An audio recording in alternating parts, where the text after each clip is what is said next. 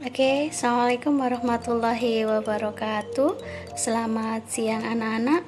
Selamat bertemu kembali. Bagaimana kabar kalian hari ini? Semoga masih semangat ya mengikuti kegiatan belajar dari rumah. Oke, anak-anak, hari ini kita masuk di pertemuan kedua, di minggu kedua. Pada sebelumnya kalian sudah dijelaskan tentang pengertian akuntansi, kemudian kegiatan akuntansi apa saja, dan juga peran akuntansi seperti apa. Nah, di pertemuan hari ini saya akan menjelaskan tentang profesi akuntan, kemudian spesialisasi bidang akuntansi, dan juga etika profesi seorang akuntansi, serta prinsip dan konsep dasar dalam akuntansi. Oke, simak terus ya videonya. Oke, materi selanjutnya yang akan saya jelaskan adalah yaitu profesi akuntan. Siapa sih akuntan itu? Akuntan adalah orang yang bekerja pada bidang akuntansi. Nah, pada profesi akuntan ini ada beberapa. Yang pertama yaitu akuntan publik. Akuntan publik yaitu akuntan independen atau swasta yang menyediakan jasa untuk pihak yang membutuhkan. Akuntan publik bekerja secara bebas tanpa ada tekanan, sehingga bisa dikatakan bahwa akuntan publik ini tidak terikat pada satu instansi atau perusahaan manapun. Nah, jasa yang diberikan akuntan publik adalah jasa pemeriksaan atau auditing, di mana auditing ini merupakan pekerjaan atau profesi akuntansi yang paling utama yang diberikan kepada publik. Nah, audit ini melakukan pemeriksaan secara independen atas laporan keuangan. Nah, laporan keuangan yang diperiksa ini untuk menilai kewajaran atas laporan keuangan yang telah disusun oleh pihak manajemen. Nah, penilaian ini untuk diberikan atau ditujukan kepada siapa? Kepada pihak investor, kreditor, maupun pihak luar lainnya. Nah, yang kedua yaitu akuntan pajak. Akuntan ini bergerak di bidang jasa perpajakan atau tax service, yaitu jasa akuntan publik yang banyak dibutuhkan oleh masyarakat. Tujuan pemberian jasa ini adalah untuk memenuhi peraturan perpajakan yang berlaku, serta untuk membantu membuat perencanaan perpajakan, sehingga akuntan pajak ini sangat dibutuhkan oleh masyarakat untuk bisa mengetahui berapa besaran pajak yang akan dibayarkan atau berapa pajak yang akan dibayar oleh perusahaan. Nah, yang berikutnya akuntan perusahaan, yaitu akuntan yang bekerja di sebuah perusahaan dan menjadi bagian dari perusahaan tersebut. Bedanya dengan akuntan publik adalah bahwa kalau akuntan publik itu tidak terikat oleh satu perusahaan. Tapi kalau akuntan perusahaan, dia bekerja pada satu perusahaan, maka bisa dikatakan merupakan dia sebagai akuntan intern. Nah, tugas akuntan intern adalah menyusun sistem akuntansi, kemudian menyusun akuntansi keuangan, akuntansi biaya, menyusun anggaran, menyusun atau menangani masalah perpajakan, melakukan pemeriksaan intern, dan juga menyusun laporan keuangan. Nah, laporan keuangan yang disusun oleh akuntan perusahaan ini ditujukan untuk pihak intern dan juga pihak ekstern. Kemudian berikutnya, akuntan pemerintahan merupakan akuntan yang bekerja pada badan pemerintahan negara. Bisa di perusahaan negara atau bank-bank pemerintah, di Direktorat Jenderal Pajak atau Direktorat Jenderal Pengawasan Keuangan Negara, dan sebagainya. Nah, akuntan ini, pemerintahan ini bernaung di bawah Ikatan Akuntan Sektor Publik. Nah, berikutnya akuntan pendidik. Akuntan pendidik yaitu akuntan yang bertugas dalam pendidikan akuntansi, yaitu mengajar, menyusun kurikulum, melakukan penelitian di bidang akuntansi, dan sebagainya. Nah, termasuk di dalamnya adalah guru maupun dosen, termasuk di akuntan pendidik. Yang berikutnya yaitu teknisi akuntan. Nah, teknisi akuntan ini adalah profesi akuntansi yang membantu akuntan dalam menyiapkan laporan keuangan pada suatu perusahaan atau entitas. Nah, teknisi akuntan ini bisa diartikan bahwa tenaga administrasi. Oke, yang berikutnya adalah spesialisasi bidang akuntansi. Nah, spesialis bidang akuntansi ini memang ada beberapa macam, di mana pada spesialis bidang akuntansi ini ada beberapa kegiatan yang berbeda-beda. Yang pertama yaitu akuntansi keuangan, yaitu atau financial accounting, yaitu bidang akuntansi yang bertujuan mengolah data keuangan menjadi laporan keuangan baik internal maupun eksternal. Nah, akuntansi keuangan ini berkaitan dengan akuntansi untuk suatu unit ekonomi secara keseluruhan. Akuntansi keuangan ini juga menyediakan gambaran tentang bagaimana penyusunan laporan keuangan, mulai dari laporan laba rugi, laporan perubahan modal, laporan neraca, kemudian laporan arus kas, dan juga catatan atas laporan keuangan yang sesuai dengan standar akuntansi keuangan atau SAK. Nah, yang kedua yaitu akuntansi biaya atau cost accounting, merupakan bidang akuntansi yang menyiapkan data transaksi yang berhubungan dengan biaya-biaya dalam proses produksi.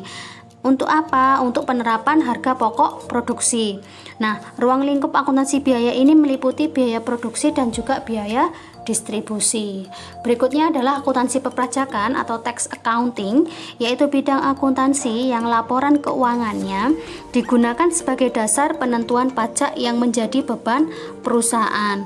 Nah, kegiatan akuntansi perpajakan ini berhubungan dengan kewajiban perusahaan dalam membayar pajak. Nah, dari akuntansi perpajakan inilah perusahaan akan tahu atau memahami prosedur-prosedur tentang perpajakan, sehingga perusahaan juga tahu berapa besaran pajak yang akan dibayar oleh perusahaan sesuai dengan peraturan yang berlaku. Kemudian berikutnya yaitu akuntansi penganggaran, merupakan bidang akuntansi yang menentukan anggaran periode di masa yang akan datang dan membandingkan hasil dari operasi perusahaan tersebut dengan rencana yang telah ditetapkan. Sehingga pelaksanaan anggaran ini perlu adanya analisis apakah yang anggaran yang diajukan atau anggaran yang sudah disusun ini akan sesuai dengan rencana yang telah ditetapkan atau belum. Nah, berikutnya yaitu akuntansi pemeriksaan atau auditing, yaitu bidang akuntansi yang bertujuan memeriksa data-data akuntansi, terutama terkait dengan kecermatan dan kebenaran catatan bukti transaksi perusahaan dan laporan keuangan pada periode tertentu. Nah, bidang ini berhubungan dengan pemeriksaan independen atas laporan keuangan yang dihasilkan oleh akuntansi keuangan. Tujuan utamanya adalah meningkatkan kredibilitas laporan yang telah disajikan. Nah, akuntansi pemeriksaan atau auditing ini menguji laporan akuntansi yang dilakukan oleh akuntan publik secara objektif, independen, dan juga netral. Pada hasil pengujian ini ada 4 macam, yaitu yang pertama, hasil yang bisa diberikan atau opini yang diberikan atas pemeriksaan laporan keuangan tersebut adalah wajar tanpa pengecualian. Kemudian yang kedua, wajar dengan pengecualian. Yang ketiga, menolak memberikan pendapat. Atau yang keempat, tidak wajar. Itu adalah 4 opini yang diberikan pada pemeriksaan untuk laporan keuangan yang telah disajikan. Kemudian yang berikutnya yaitu akuntansi pemerintahan atau government accounting, yaitu bidang akuntansi yang mengkhususkan diri dalam pencatatan dan pelaporan data keuangan yang ada pada badan-badan pemerintahan. Akuntansi pemerintahan ini memberikan laporan yang berisi tentang aspek pengelolaan keuangan negara sesuai dengan undang-undang yang berlaku agar dapat digunakan untuk kepentingan umum. Kemudian yang berikutnya yaitu akuntansi manajemen, merupakan bidang akuntansi yang menyediakan informasi untuk pihak manajemen sebagai bahan untuk membuat neraca guna mendukung operasi sehari-hari serta membantu membuat kebijakan di masa yang akan datang.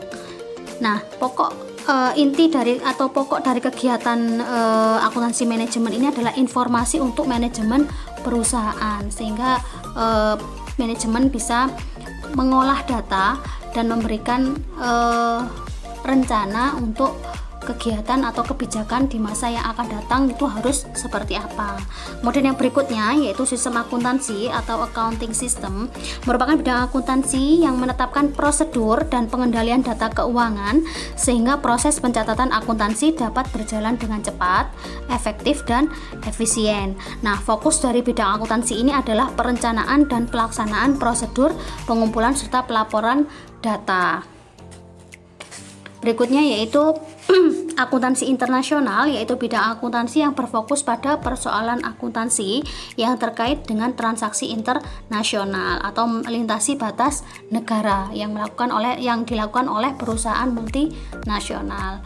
Kemudian yang berikutnya yaitu akuntansi sektor publik, merupakan bidang akuntansi yang berfokus pada pencatatan dan pelaporan transaksi organisasi pemerintahan dan organisasi nirlaba lainnya. Yang dimaksud dengan organisasi nirlaba adalah organisasi yang tidak berorientasi pada keuntungan. Jadi tujuan utama organisasi nirlaba ini adalah bukan semata-mata untuk memperoleh keuntungan.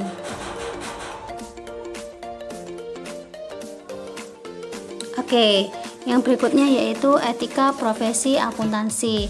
Nah, ada beberapa etika profesi yang harus dilakukan oleh seorang akuntan. Yang pertama yaitu tanggung jawab profesi dan kepentingan publik, di mana dalam melaksanakan tanggung jawabnya sebagai seorang yang profesional harus memperhatikan pertimbangan moral dan profesional serta bertindak dalam kerangka pelayanan publik atau umum. Yang kedua yaitu integritas, bahwa untuk meningkatkan dan memelihara kepercayaan publik, setiap akuntan harus memenuhi tanggung jawab profesinya dengan integritas setinggi mungkin. Kemudian yang berikutnya yaitu objektivitas, di mana akuntan ini harus bisa menjaga objektivitas dan bebas dari benturan kepentingan dalam pemenuhan kewajiban profesinya, sehingga dia harus bisa mengesampingkan kepentingan pribadinya dalam pemenuhan kewajiban profesinya. Kemudian yang berikutnya yaitu kompetensi dan kehati-hatian, bahwa setiap akuntan harus melaksanakan jasa profesionalnya dengan penuh kehati-hatian. Kemudian yang berikutnya yaitu kerahasiaan. Nah, setiap akuntan ini harus menghormati kerahasiaan informasi selama melakukan jasa profesionalnya dan tidak boleh mengungkapkan informasi apapun tanpa persetujuan pihak terkait.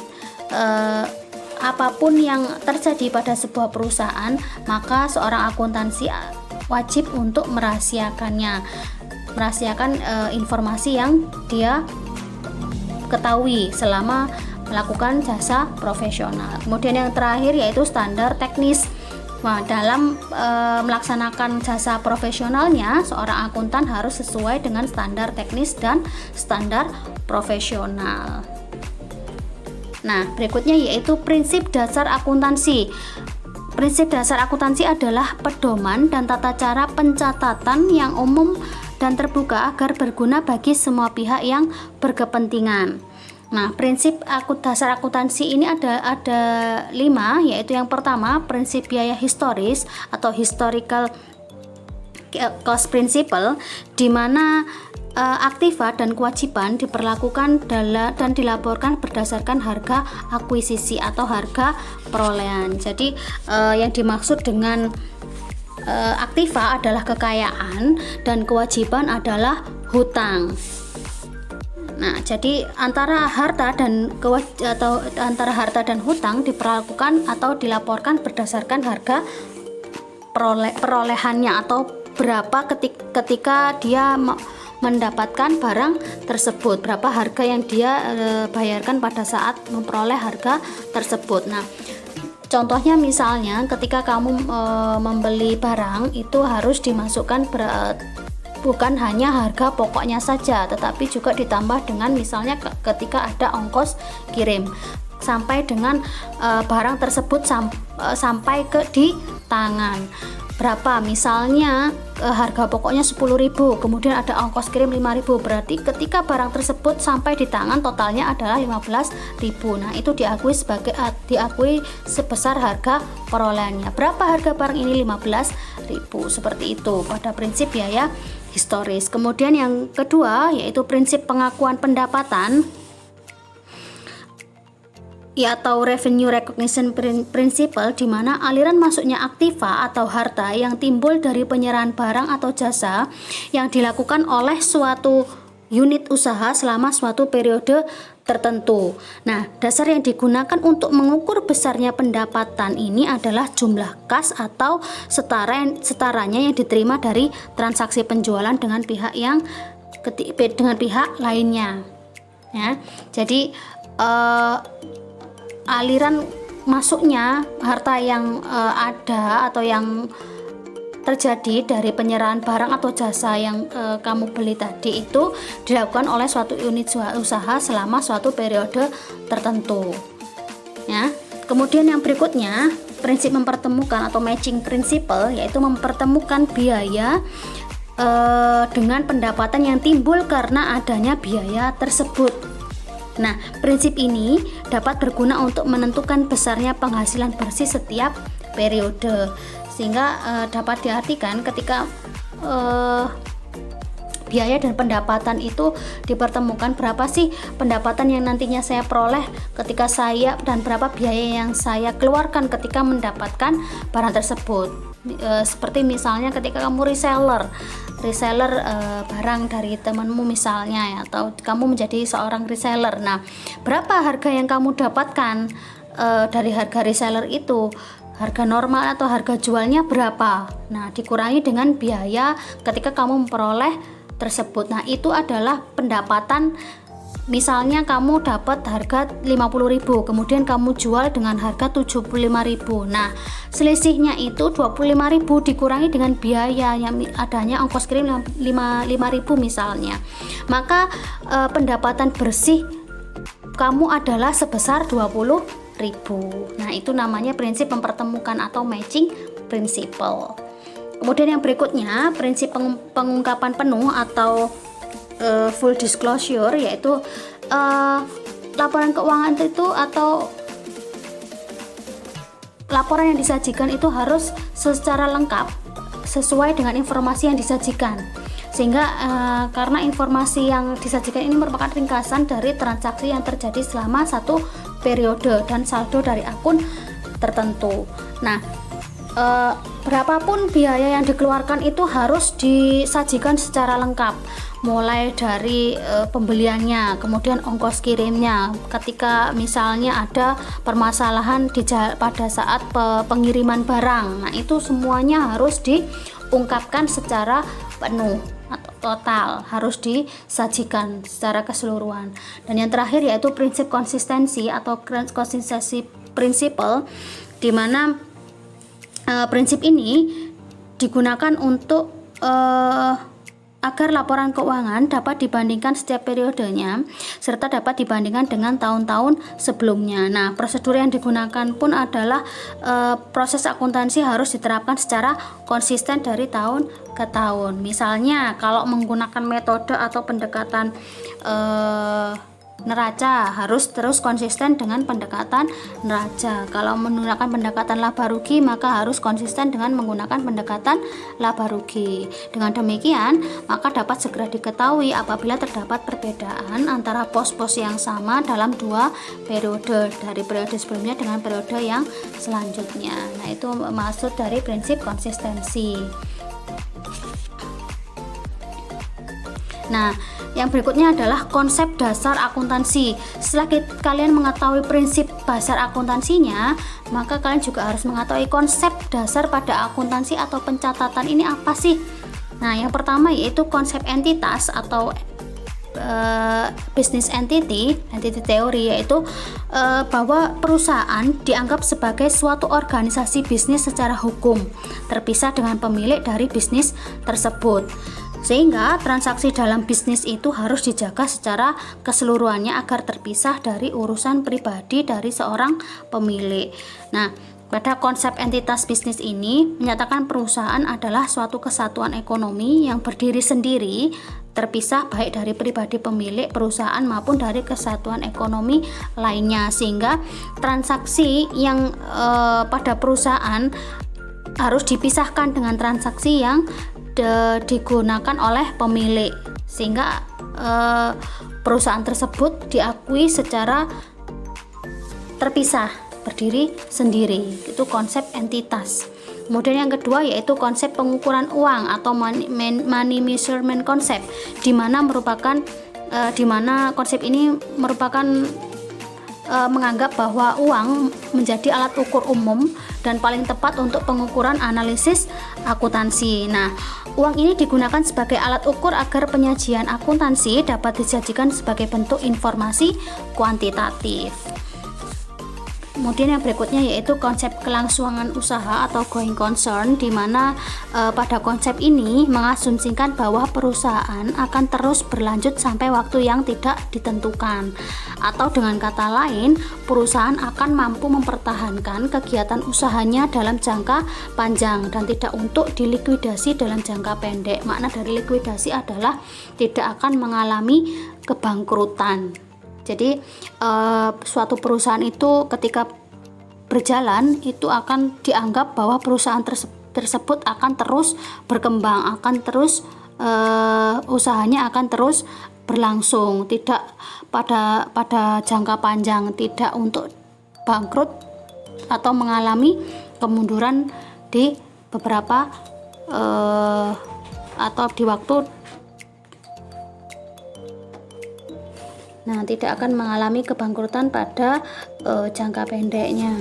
Kemudian yang berikutnya yaitu konsep dua aspek akuntansi, yaitu setiap kegiatan bisnis jumlah aset selalu sama atau seimbang dengan kewajiban ditambah dengan modal, bahwa setiap transaksi dibagi dalam dua aspek yang tidak terpisahkan. Nah, salah satu aspek ini berhubungan dengan penerimaan atas suatu manfaat tertentu, sedangkan aspek yang lain berhubungan dengan pemberian atas manfaat tersebut. Nah, konsep ini didasarkan pada kaidah bahwa dalam setiap kegiatan bisnis itu selalu seimbang antara harta dan juga antara harta, hutang dan juga modal. Nah, berikutnya konsep biaya, bahwa konsep ini menyatakan semua transaksi dicatat dalam buku akun senilai dengan harga pembelian. Nah, konsep biaya ini sama seperti yang saya jelaskan tadi, bahwa pada konsep ini ketika kalian memperoleh suatu barang, itu berapa yang kalian keluarkan. Nah, itu yang dinilai. Yang dikeluarkan adalah berapa biaya perolehannya, dan juga misalnya kalau ada biaya lain-lainnya, nah itu yang ditulis. Misalnya ketika membeli harga pokoknya adalah 10.000 ditambah dengan ongkos kirimnya, maka yang dicatat pada buku akun adalah senilai 15.000 sampai dengan barang tersebut sampai ke tangan pembeli. Nah, kemudian yang berikutnya yaitu konsep periode akuntansi. Nah, pada konsep periode akuntansi ini konsep ini memperhitungkan laba dengan periode waktu sebagai takarannya dan bukan dari jumlah produk yang dijual. Nah, pada konsep periode akuntansi ini, bisnis ini akan dianggap bahwa akan tetap ada selama jangka waktu yang lama dan tidak ditentukan, sama dengan konsep going concern. Maka biasanya pencatatan dipersiapkan untuk periode 1 tahun. Nah, berikutnya yaitu konsep penandingan atau matching concept, menyatakan bahwa untuk menentukan laba suatu periode